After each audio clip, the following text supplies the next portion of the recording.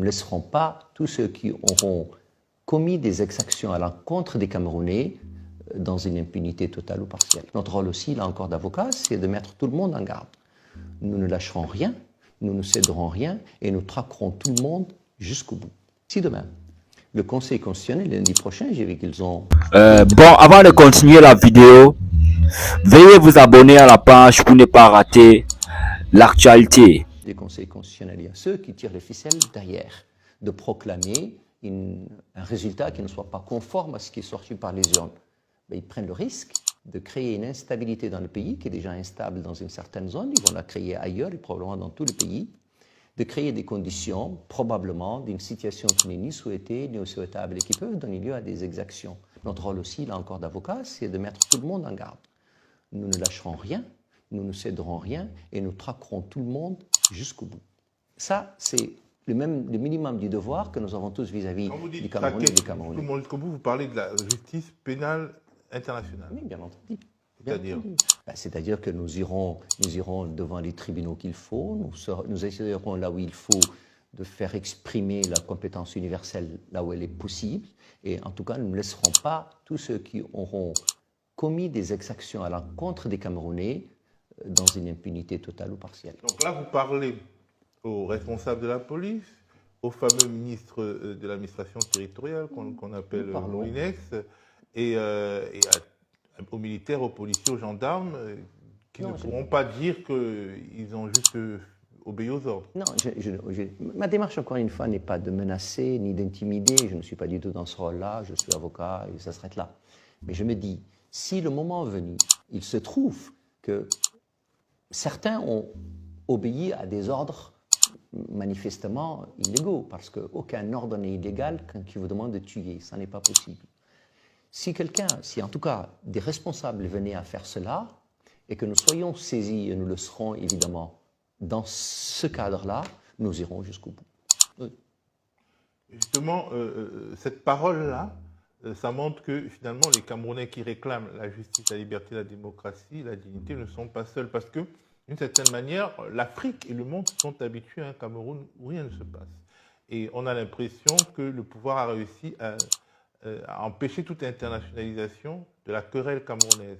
Et cette fois-ci, le message de ce collectif d'avocats, c'est de dire que en Afrique, dans le monde, il y a des personnes qui se tiennent aux côtés de ce Cameroun qui est dans la rue aujourd'hui. Bien sûr, notre collectif a la particularité, c'est qu'il est composé d'avocats camerounais, bien entendu, mais aussi d'avocats africains.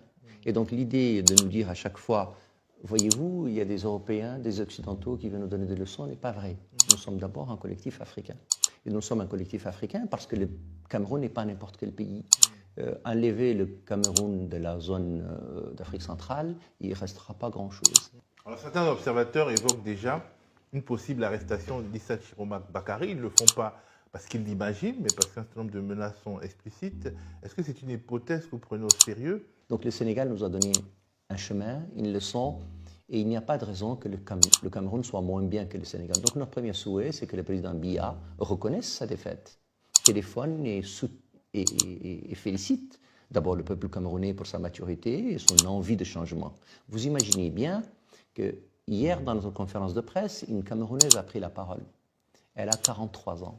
Elle n'a connu que le président Biya. Vous imaginez bien la frustration qu'elle a à avoir son pays qui n'est connu en 43 ans qu'un seul président. Et donc, si ce président, donc le président Biya et son entourage, pouvaient pour une fois accepter que les Camerounais ont fait un choix, qu'ils ont décidé de faire autre chose et de le proclamer, de le reconnaître et de féliciter le président Chiroma pour son élection. Cela dit, pour répondre à votre question, malheureusement, la bêtise humaine est la chose la mieux partagée parfois. Et donc, on n'est naturellement pas à l'abri d'une bêtise, d'une folie, qui va mettre le Cameroun dans une situation d'incertitude totale. On n'en connaît pas les conséquences. Et en tout cas, nous, comme collectif d'avocats, nous attendons évidemment cette hypothèse parce que nous ne pouvons rien exclure. Et bien entendu, nous agirons avec le candidat, son équipe, et surtout avec nos confrères camerounais auprès desquels nous nous tenons prêts pour toutes les hypothèses et toutes les éventualités. Que vous avez dans le nord du Cameroun tous les ingrédients d'une situation explosive, une pauvreté importante, une insécurité absolue et des mouvements armés hors contrôle.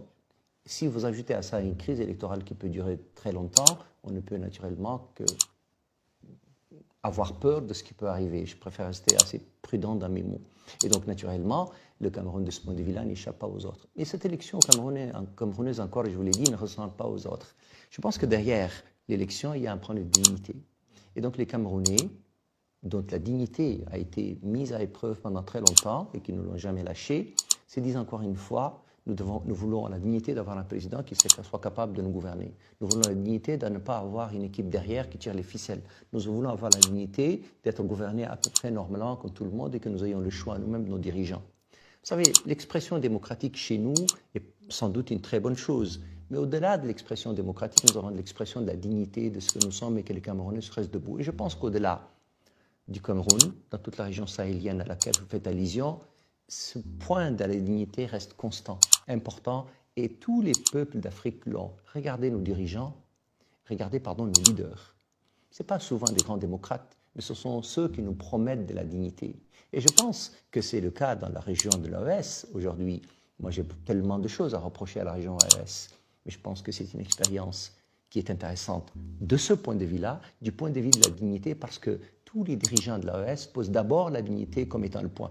Je pense, moi, que c'est probablement une impasse dans ce qu'elle se fait. Mais en tout cas, sur ce point-là, on a le droit de la regarder et de ne pas la mépriser. En tout cas, pour ma part, je ne la méprise pas.